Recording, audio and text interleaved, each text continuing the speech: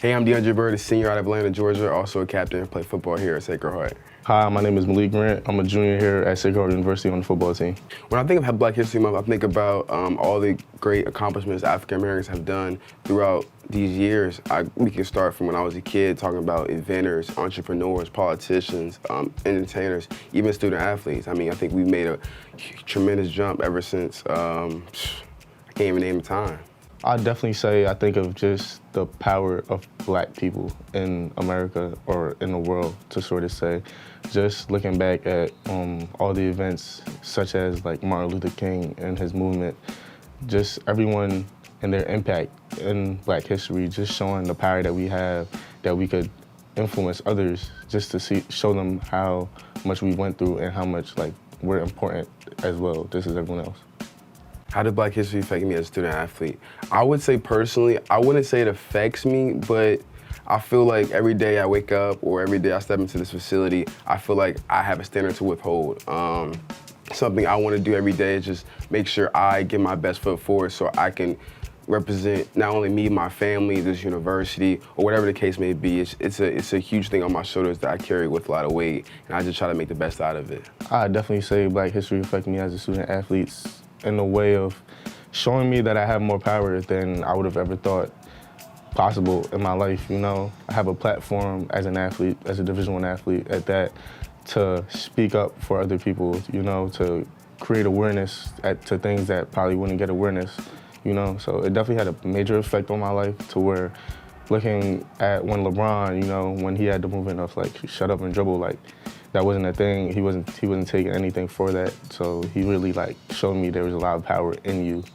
When I think about Black History Month and who embodies it, I would say the first person that comes to mind for me is Martin Luther King, because he sacrificed so much for not only just me and you to share together, but everyone in this university, my family, some of my closest friends. That would not be the case or would have any possibility if it wasn't for him. I just thank him every day, because with the world that's not like that, I don't know how it would be, and I don't know if I would be comfortable with it. Just because I'm so outgoing, I talk to anybody.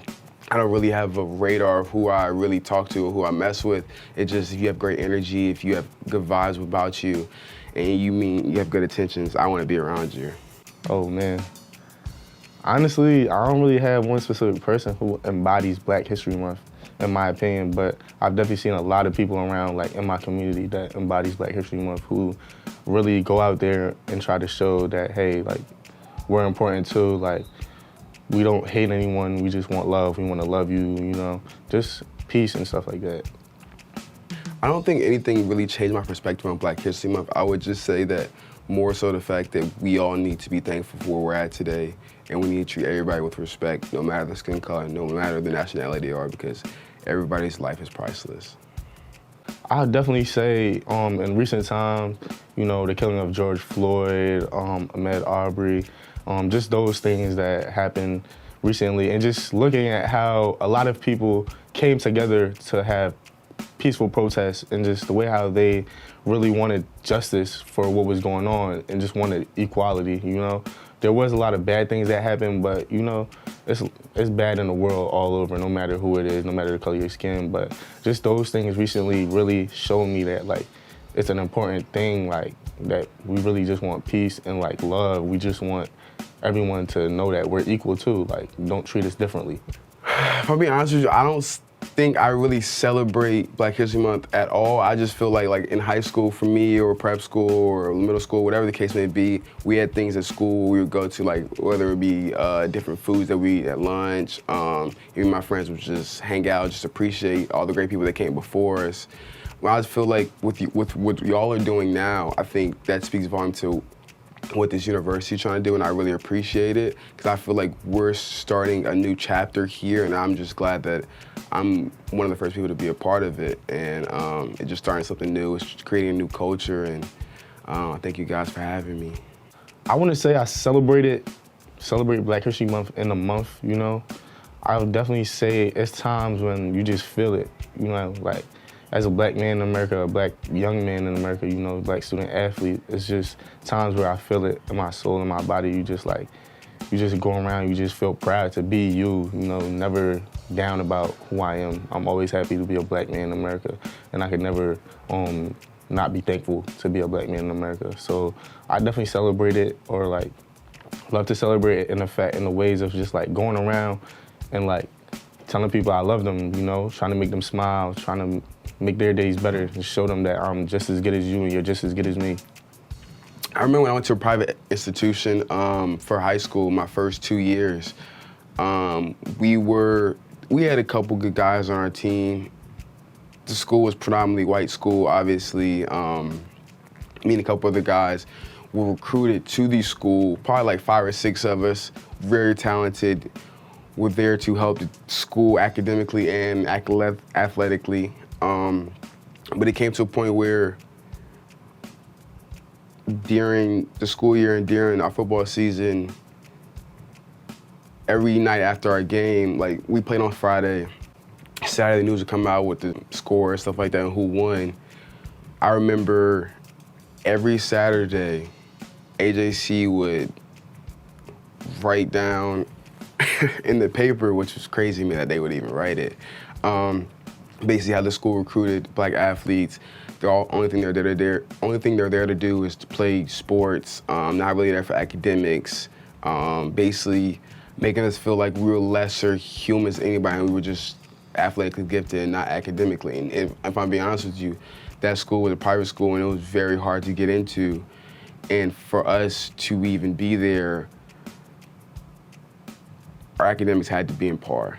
Let me just say that. And it was very academically challenged. And if we didn't meet a certain standard, we would not be able to stay there. There is a strict requirement of a standard that you have to withhold, and if you don't reach it, you will get kicked out. So I would say that there was a couple of us that it definitely hit a home for, and we just took it with a grain of salt, just kept doing what we had to do to make sure that we took care of our stuff in the classroom and on the football field, and made sure we stuck together, because that's the only way we knew how to handle it at the time, because we were so young and we just wanted to make the best for our family and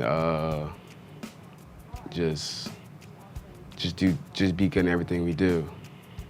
I'll definitely say I've had an encounter with the cops before when I was younger with a couple friends of mine walking from middle school. I was a very young kid, didn't really think much of it, and they just stopped us out of nowhere, had us go on the ground, start searching us, just patting us down and stuff. That was a really eye-opening experience for me, in the fact of like, I didn't expect that to happen, like out of nowhere, and it's just all of us black kids. And I remember seeing stuff on TV. I remember our parents telling us like, make sure you're like safe when you coming home, make sure you have your eyes open, get home quickly after school and stuff like that.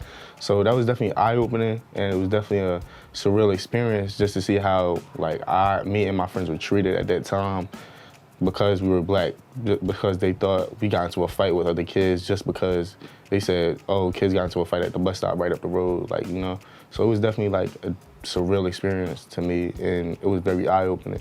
Something extra I'll add is probably like I think everyone just needs to like realize Black history shouldn't be condensed to just 1 month. Like, we shouldn't just sit here and say, oh, it's Black History Month, okay, now we should celebrate it. Nah, we should celebrate Black excellence every single day of the year. Just like Ma said, we should celebrate Black history every single day.